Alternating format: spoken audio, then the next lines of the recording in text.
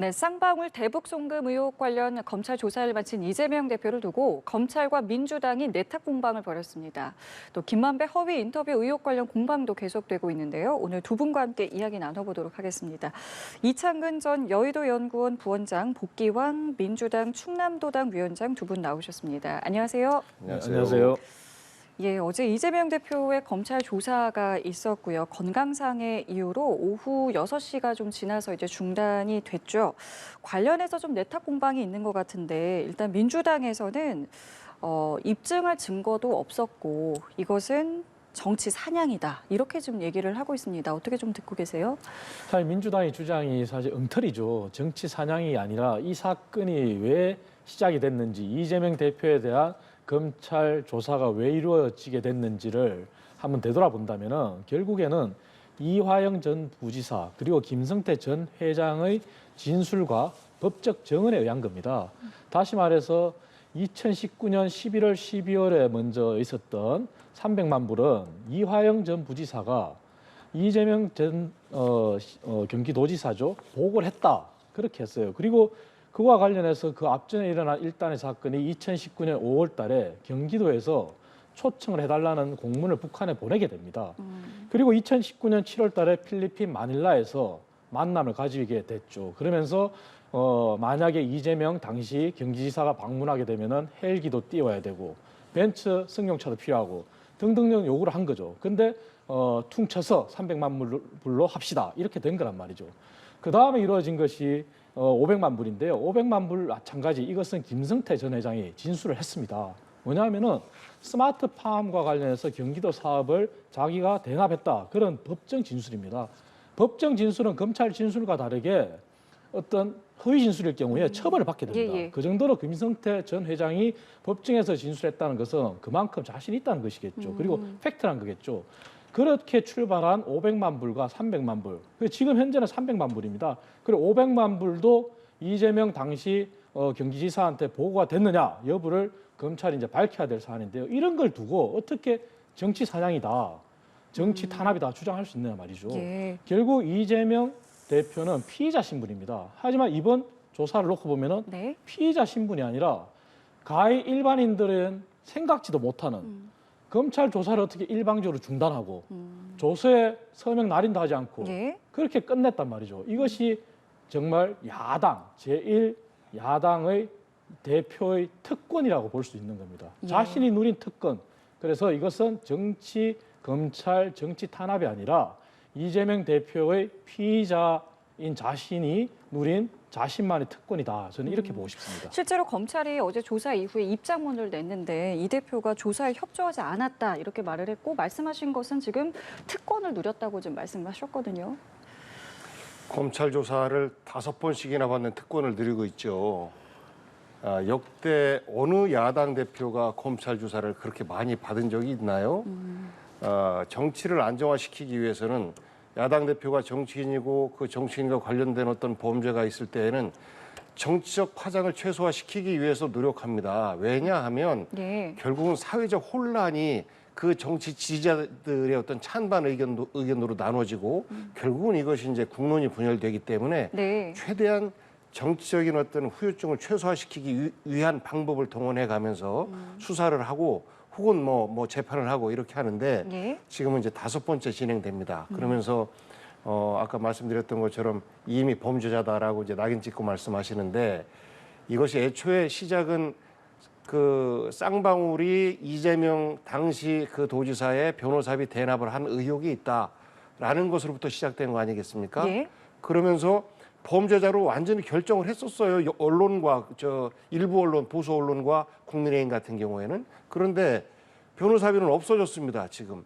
그리고 나서 쌍방울의 혜택을 받은 이화영 전 부지사가 경기도 부지사였으니까 뭔가 있지 않을까? 그리고 이화영 부지사의 업무가 평화부지사였잖아요. 네. 그러면서 대북 관계에 있어서 뭔가 있지 않을까 해서 별건으로 파고 들어가게 된 거죠. 그러면서 이제 쌍방울이 대북 관계에 있어서 북한과의 그 자원 개발을 위한 어떤 그 협정도 맺고 그리고 일부 대북 송금을 한 정황도 드러나고 하니까 이것이 그러면 쌍방울 기업의 이익을 위한 행위가 아니라 이재명 대표를 위한 것으로 어떻게 좀 둔갑시켜 볼까라는 고민을 오래 했던 것 같아요. 그러다 보니까 이제 아직 완전히 익지 않은 상태 속에서 증거도 없이 오로지 전문 증거라고 하죠. 김성태 회장이 이화영으로부터 들었다라는 말만 가지고 지금 소환을 하고 있고 범죄자로 몰아가고 있는 이런 상황이에요. 그래서 특권이라고 하는 것은요. 그런 그 죄가 있음에도 불구하고 덮어주는 것이 특권인데 5번씩이나 갔고 열흘 동안 굶고 가서 8시간 조사받고 3시간 그 진술 조서가 제대로 써져 있는지를 확인을 했어요. 총 11시간이죠. 예. 그런데 그 진술 조서가 이재명 대표가 진술한 것과는 다른 내용들이 들어가 있거나 혹은 빠져 있거나 그래서 그런 것에 대한 확인을 완성하지 못하고 체력적인 문제로 결국은 이제 11시간 만에 나오고 그러면 다시 부를 수밖에 없다라는 네. 것에 대해서 부른다면 뭐 안 나갈 도리 있겠느냐라는 것으로 이제 마무리가 된 겁니다. 그래서 이것을 특권이다라고 몰아붙이면 동의할 수 있는 국민들이 과연 얼마나 계실지 저는 좀 되묻고 싶고요. 이재명 대표에 대한 수사하는 거 잘못된 부분 있으면 밝혀내야죠. 하지만 예. 국민적인 피로감, 정치적 피로감, 사회적 피로감 이런 것들을 고려해 가면서 검찰이 정치 행위가 아닌 수사를 했으면 좋겠다라는 말씀드리고 싶어요. 예. 그럼 말씀하신 것처럼 이제 검찰은 추가 소환을 예고를 했거든요. 그럼 이 부분은 필요하다고 보시는 겁니까? 검찰 쪽에서 필요하다고 보는 거지요. 이재명 대표 쪽에서는 무리하게 짜맞추기식 수사를 하고 있고 무리하게 억지로 망신주기식 검찰 소환을 계속해서 하고 있기 때문에 지난번 토요일 날 출석한 것도 사실 검찰의 정치적 행위이다라고 주장을 하고 있는 것이고 여기에 대해서 뭐 진술 조서에 사인을 안 했으니 추가적으로 더 조사하자라고 하면 이재명 대표가 부르면 나갈 수밖에 더 있겠습니까? 제가 무슨 힘이 있습니까? 라고 하잖아요. 예. 나갈 수밖에는 없을 것 같습니다. 다만 일정에 대해서는 서로가 그 동의하는 날로 협의가 가능할 것이라고 보고 예. 그 8시간 조사하는 동안 서로 간에 좀 주장이 다른데 이재명 대표는 이렇게 얘기하는 거 아니겠습니까?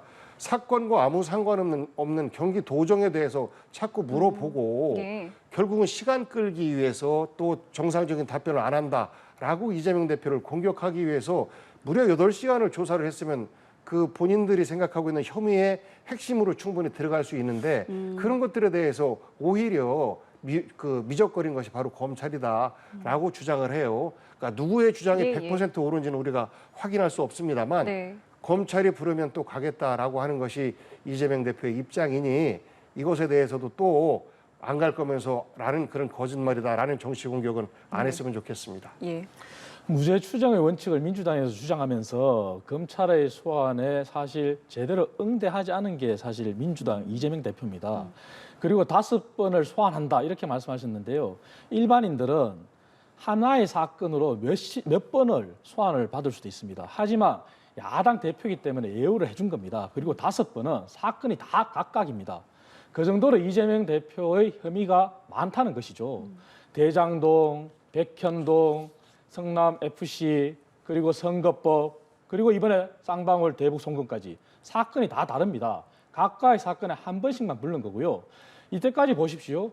이재명 대표가 한 행위는 항상 진술서, 그리고 언론 플레이, 그리고 검찰에 가서는 진술서로 가름하겠다. 답변을 한 적이 없어요. 어떻게 조사가 제대로 됐겠습니까? 그리고 경기도정과 관련해서 질문하지 마라 그러는데 말씀드린 것처럼 경기도에서 공문을 보냈습니다. 그리고 스마트팜 사업이 경기도의 사업이었습니다. 하지만 김성태 회장은 그 경기도 사업을 위해서 중국 선양에서 북한 측 인사를 만나서 수없이 술도 마시고 접대를 하고 그리고 어떻게 했습니까? 이화영 부지사가 전화 연결까지 해줬다는 게 다 만천에 드러났지 않습니까? 예. 이러한 부분을 조사를 하고자 하는데 거기에 대한 대답을 하지 않고 진술서로 가름하겠다. 그리고 긴밀한 아주 핵심을 물으면은 동문서답을 하고 이런 게 그간의 이재명 대표의 행위였어요. 그렇기 때문에 검찰이 이번에도 소환을 하는 것은 마무리가 안 된 겁니다. 그리고 민주당이 주장하는 것처럼 무죄 추정의 원칙이면 본인의 정당성을 입증하라는 겁니다. 하지만 그러한 것조차도 정치 탄압이라 한다면 검찰이 그러면 왜 있는 겁니까? 일반인과 이재명 대표 본인을 비교한다면 과연 얼마나 떳떳한지 저는 묻고 싶습니다. 예. 뭐 지금 저희가 이야기한 것처럼 앞으로 있을 수사도 지켜봐야겠습니다만은 이 검찰의 영장 청구 가능성에 대해서는 뭐 계속 이야기가 좀 나오고 있어서요. 만약에 청구가 된다면 오는 21일에 본회의에서 이제 보고가 될 것 같습니다. 지금까지의 어떤 이제 이재명 대표가 단식을 하고 5번째 소환에 응하고 이런 어떤 과정들이 민주당 내에서는 또 어떻게 좀 영향을 줄 거라고 생각을 하세요? 아무래도 불편하고 불안할 수밖에 없지요. 특히나 이제 이재명 대표에 대해서 지지를 하지 않는 이 이제 뭐 집단들 내에서는 예. 이것 때문에 당이 오히려 지금 윤석열 정부의 무능과 또 국민들과 유리된 어떤 일방적인 국정 이런 것들 때문에 윤석열 정부의 어떤 그 지지도가 떨어지는 반사이익을 민주당이 보고 있지 못하다라는 비판을 하고 있는데요. 네. 국민의힘도 마찬가지 아니겠습니까? 유승민 씨, 이준석 씨 이런 분들이 현재 사실상 국민의힘으로부터 혹은 윤석열 대통령 세력으로부터 퇴출당해서 바깥에서 끊임없이 다른 목소리들을 내고 있어요. 그래서 이 조사하는 사안이 또 검찰의 수사가 이재명 대표에게는 좀 더 부담이 되는 것은 뭐 사실입니다만 이것이 네. 지금보다 더 악화될 가능성은 별로 많아 보이지 않는다라는 말씀드리고 예. 국민의힘과 검찰에서는 증거가 차고 넘친다라고 계속해서 예. 말씀하지 않습니까? 네. 증거가 차고 넘친다라고 했다면 지난번 8월 달 한 달 동안이 거의 비회기에 가까운 시기였어요. 그 전에 대장동 관련해서 그 체포동의안 냈다가 부결됐지 않습니까? 그러면 그때 증거가 차고 넘침에도 불구하고 방탄 때문에 안 했다라고 하면 8월 달에 다시 구속영장 청구해서 구속영장 심판 받으면 되죠. 심사 받으면. 근데 안 했잖아요. 그런데 윤관석, 이성만 의원에 대해서는 국회에서 부결됐음에도 불구하고 비회기 때 신청을 해서 결국 구속을 시켰어요. 그거는 녹취록에 나오는 분명한 증거가 있다라고 확신했기 때문에 자신 있기 때문에 그렇게 했던 것 같아요. 저는 지금도 그렇습니다. 만약에 21일 날 체포동의안이 나오고 예. 그리고 추석 직전에 만약 이것이 가결될지 부결될지 뭐 이렇게 우리가 가정해서 얘기합니다만 예. 저는 부결시킬 가능성은 매우 낮아 보입니다. 그러면 가결이 되면 예. 저는 검사와 그리고 이 영장 전담 판사가 매우 불편하게 여길 겁니다. 왜냐하면 만약에 그런 가결까지 해서 이재명 대표의 영장 심사를 받게 했는데 구속의 타당성이 떨어진다라는 그 판사의 결정이 나온다라고 하면 이 전국이 어떻게 될까요? 예. 그러면 그 결정을 내려야 되는 그 판사는 윤석열 정부가 눈 뜨고 시퍼렇게 있는데 야 내가 이것을 만약에 구속영장을 기각을 시키면 나에게는 또 어떤 영향이 올까?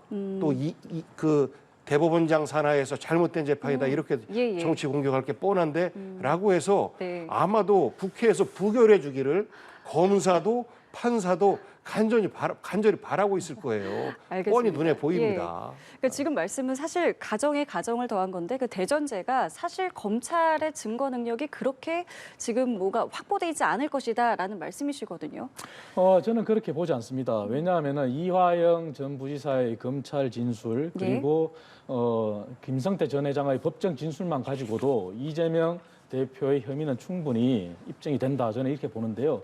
말씀하신 것은 사실 정치공학적으로 생각한다면은 가정에 가정을 더하는 건데 이번 사건이야말로 야당 대표라는 그러한 조건, 전제를 무시하고 일반 국민의 한 사람으로서 범죄 행위에 관해서 법원도 판단한다면은 충분히 저는 증거 인멸의 사유가 이미 나왔지 않습니까? 예. 이화영 전 부지사와 그 아내가 보여준 법정에서의 모습이나 이화영 전 지사를 해유하기 위한 민주당 의원들의 어떤 끊임없는 노력 그런 것들만 보더라도 충분히 구속의 타당성은 될 수 있다고 봅니다. 다만 네. 민주당이 주장하는 것처럼 왜 비회기에 안 했느냐 그렇게 말씀하시는데요.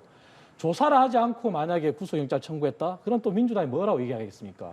그리고 조사를 하는 것은 당연한 수순입니다. 그런 과정에서 검찰과 이재명 대표 간의 시각의 차이가 아니라 오히려 그러한 법적인 행위조차도 무시하고자 했던 게 이재명 대표 책이죠. 그렇기 네. 때문에 네. 그러한 조사 이후에 구속영장 청구 전에 체포 동의안 간다면은 민주당에서 이제 판단해야 되겠죠. 네. 아마 민주당 이런 부담이 있을 겁니다. 만약에 체포 동의안이 부결된다면 네. 방탄 프레임이라는 데서 어떤 딜레마에 빠질 것이고 체포 동의안이 가결된다면은 네. 그 가결된 데 따른 당내 내용 어찌됐든 국회 결정 이후에 법원의 결정이 있을 텐데 네.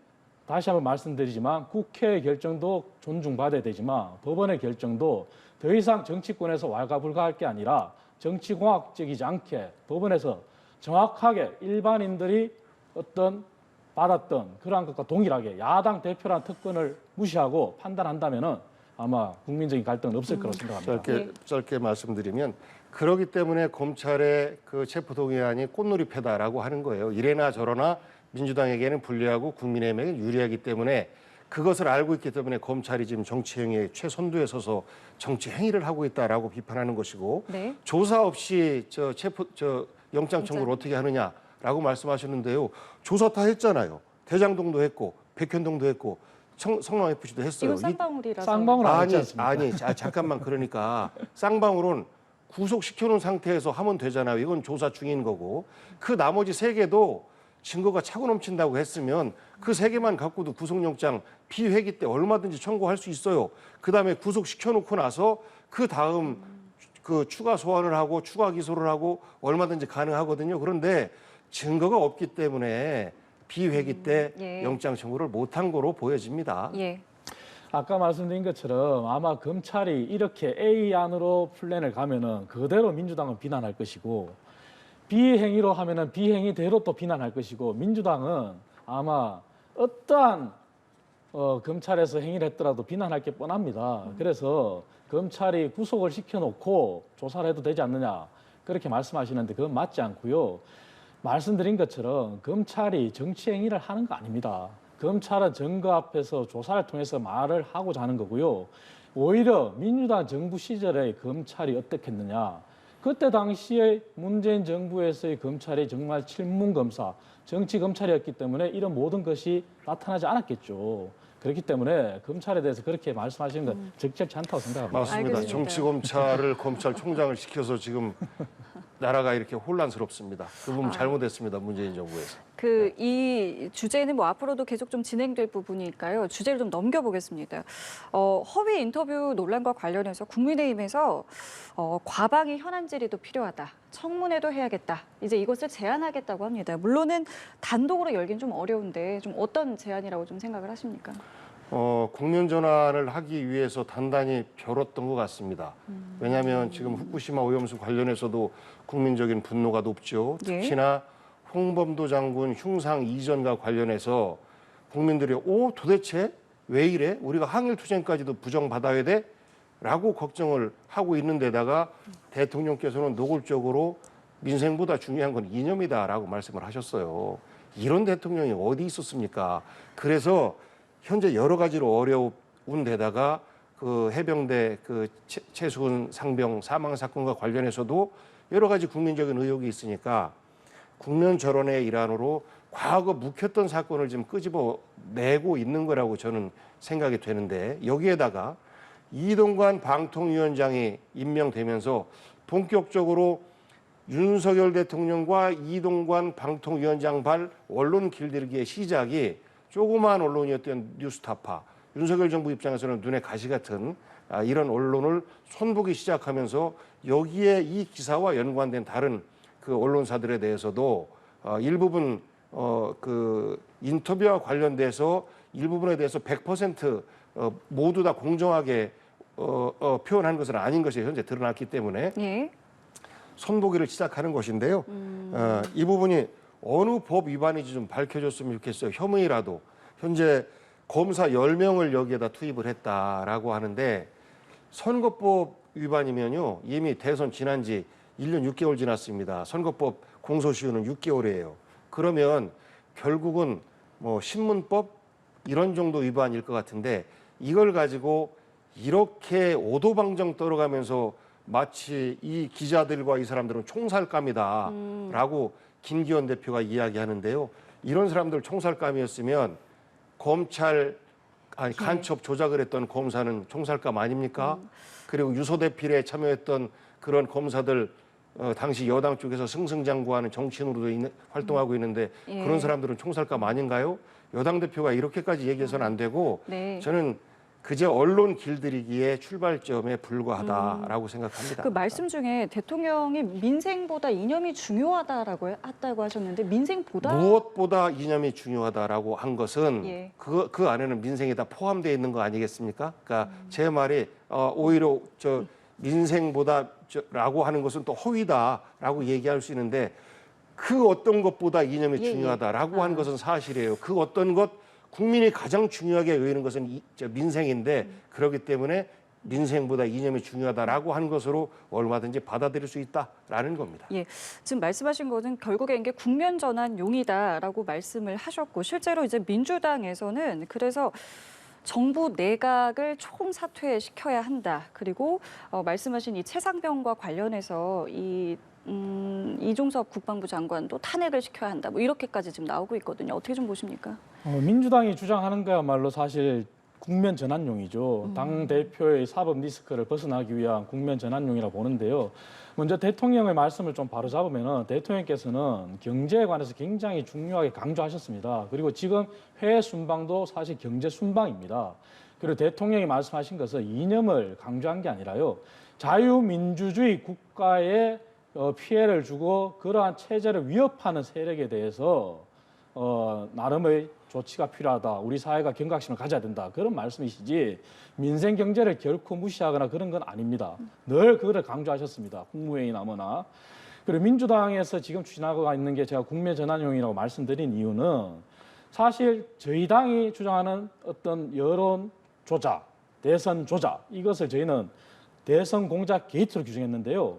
이것은 말씀하신 것처럼 선거법 공소시효가 지났다고 해서 묻혀져서는 안 될 사건입니다. 뭐냐면은 민주당의 대선 후보와 민주당과 그리고 조그마한 언론사라고 표시하셨지만 과거 민주당 집권 시절에는 굉장히 칭송을 아끼지 않은 그러한 언론사입니다. 그 뉴스타파 그리고 정치검사 이 사위 일체가 조화가 돼서 당시 이 사실이 허위라는 것을 검찰도 알았을 거라 저희는 주장을 합니다.